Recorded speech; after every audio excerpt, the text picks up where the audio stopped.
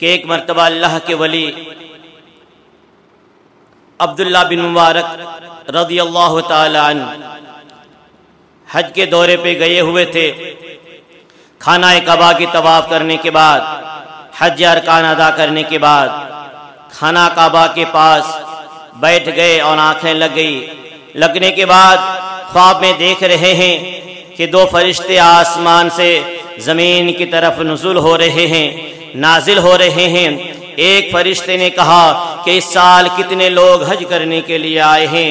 دوسرا فرشتہ کہہ رہا ہے کہ اس سال 6 لاکھ لوگ حج کرنے کے لیے آئے ہیں۔ پہلا والا فرشتہ کہنے لگا کہ اس سال کتنے حاجیوں کا حج قبول ہوا؟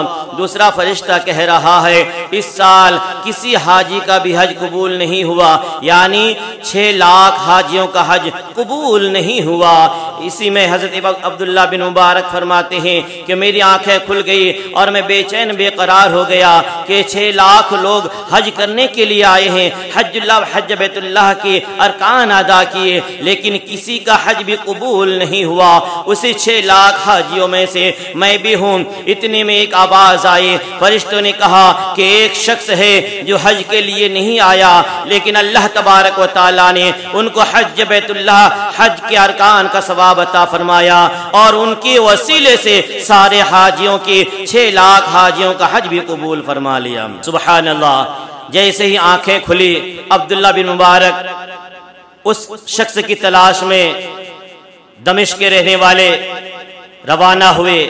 مکہ مکرمہ سے دمشق کے لیے سفر باندھا اور پہنچنے کے بعد پتہ لگایا عبداللہ بن موافق کا نام کون ہے۔ پتہ لگانے کے بعد اس سے پوچھا گیا کہ بھائی آپ کا کون سا ایسا نیک عمل ہے جس کی وجہ سے آپ کو اللہ تبارک و تعالیٰ نے، آپ حج کے لیے بھی نہیں گئے تھے، اللہ تبارک و تعالیٰ نے آپ کو حج بیت اللہ کا ثواب عطا فرمایا، حج کا ثواب عطا فرمایا، اور آپ کی وسیلے سے 6 لاکھ حاجیوں کا حج قبول فرما لیا۔ اتنا سننا تھا، علی بن موافق بے ہوش ہو جاتے ہیں، اور ہوش میں آنے کے بعد اس سے پوچھا گیا کہ آخر آپ کا کون سا ایسا نیک عمل ہے، آپ کا کون سا ایسا نیک کام ہے جس کی وجہ سے اللہ تبارک و تعالیٰ نے آپ کو حج کا ثواب عطا فرمایا۔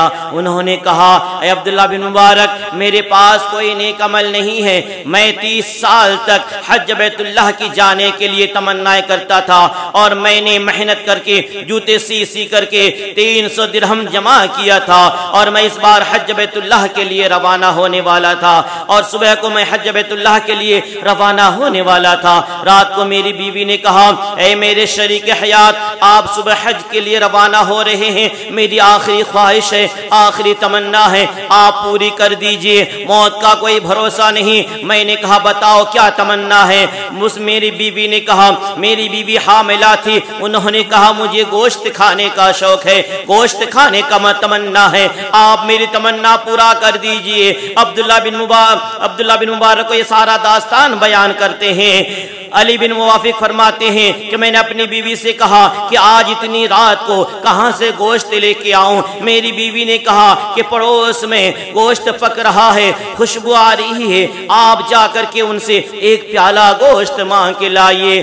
میں ان کے گھر گیا، جانے کے بعد میں نے کہا بھائی جان آپ کے گھر پہ گوشت بن رہا ہے، تھوڑا سا گوشت دے دیجئے، آج صبح میں حج کے لیے روانہ ہونے والا ہوں۔ میری بیوی نے خواہش ظاہر کی ہے اور انہیں گوشت کھانے کا شوق ہے، میں انہیں گوشت کھلا دوں گا اور میں صبح حج کے لیے روانہ ہوں گا۔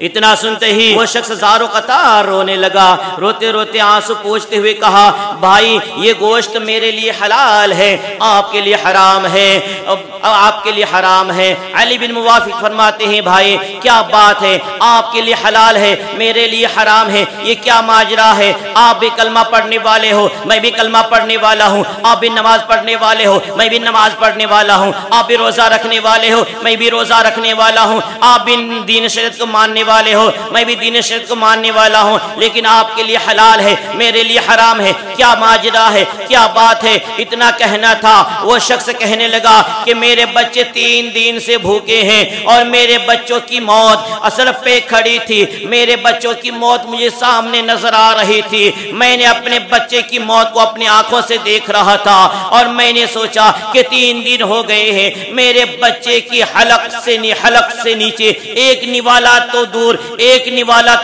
ایک گھوٹ پانی تک میرے بچے کی حلق سے نیچے نہیں اترا ہے. میں پریشان ہو گیا تھا, گھبرا گیا تھا کہ میرے بچے کی موت ہے اور تھوڑی ہی دیر میں میرے بچے کی موت تڑپ رہی ہے, میرے بچوں کی موت مجھے نظر آ رہی ہے. جب میرے بچوں کی مجھے موت نظر آ رہی تھی, میں نے جنگل سے باہر گیا جہاں پہ مردے پھینکے جا رہے تھے. میں نے دیکھا ایک گدھا مرا پڑا ہے, ان کا گوشت کاٹ کر کے لایا اور اپنے بچوں کو کھلانے کے لیے پکا رہا ہوں تاکہ میرے بچے اس کو کھا کر کے اپنی بھوک مٹا لے اور مرنے سے بچ جائے. اتنا سننا تھا. علی بن موافق زارو قطار رونے لگے اور رونے کے بعد اپنے گھر آیا. آنے کے بعد انہوں نے جو 300 درہم جمع کیا تھا حج بیت اللہ کے جانے کے لیے, انہوں نے حج بیت اللہ کے لیے روانہ نہ ہوا سارا رقم لا کر کے اس غریب بھائی کے حوالے کر دیا. یہ ہے میرے دوستو, جب انہوں نے اس کے حوالے کر دیا اور جب عبداللہ بن مبارک یہ بیان سنے تو سمجھ گئے کہ یہی نیک عمل ہے جن کی وجہ سے اللہ تبارک و تعالیٰ نے انہیں حج کا ثواب عطا فرمایا, اور انہی کی وسیلے سے یہی نیک عمل کی بدولت 6 لاکھ حاجیوں کا حج قبول فرمایا.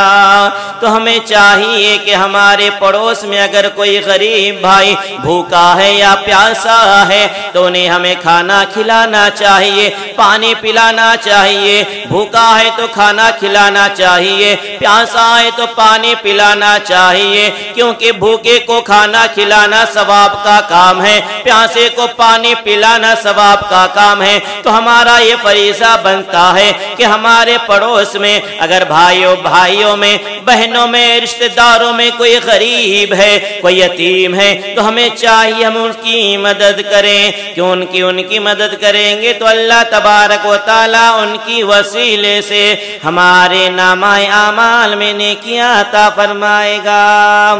اللہ تبارک و تعالی ہم سبھی کو صحیح طریقے سے زندگی گزارنے کی توفیق عطا فرمائے. مولا تعالی اس بیان سے ہم سب کو سبق سیکھنے کی توفیق عطا فرمائے. السلام علیکم.